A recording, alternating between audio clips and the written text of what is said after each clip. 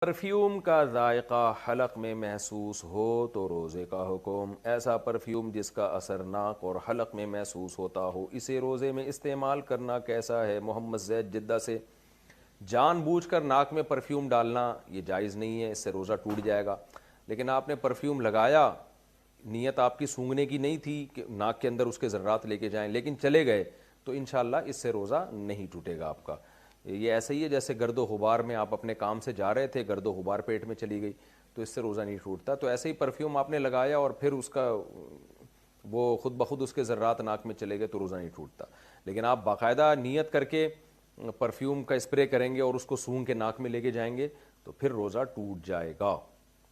بہتر یہی ہے کہ ایسا، ویسے بھی الکوہلک پرفیوم جو ہے نا، یہ ان کی خوشبو سے انسان کو سکون نہیں ملتا، یہ خوب سمجھ لیں۔ یہ وقتی ایک وہ ہوتی ہے، لیکن حقیقت یہ ہے کہ یہ اس سے دماغ انسان کا بھاری ہوتا ہے۔ پتہ نہیں لوگ کیوں الکوہلک خوشبوئیں، جائز ہے لیکن الکوہلک خوشبوئیں جتنی بھی ہیں وہ آپ تجربہ کر کے دیکھ لیں۔ آپ نان الکوہلک خوشبوؤں کا ذرا عادت تو ڈالیں تو آپ کو پتہ چلے گا اس میں کتنا سکون ہے، کتنے دماغ معطر ہوتا ہے اس سے۔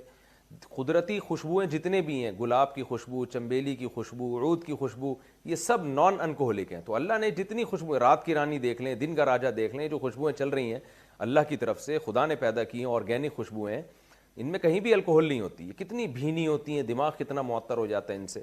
تو اس میں انگریز نے الکوہل ڈال کے اس کی وہ نیچر ہی تبدیل کر دی ہے۔ تو میرے سامنے تو کوئی الکوہلک خوشبو لگا کے بیٹھا ہو، میرا تو دماغ خراب ہونا شروع ہو جاتا ہے۔ میں کہتا ہوں پتہ نہیں لوگوں کو، خیر لوگوں کے اپنے اپنے ذوق ہوتے ہیں۔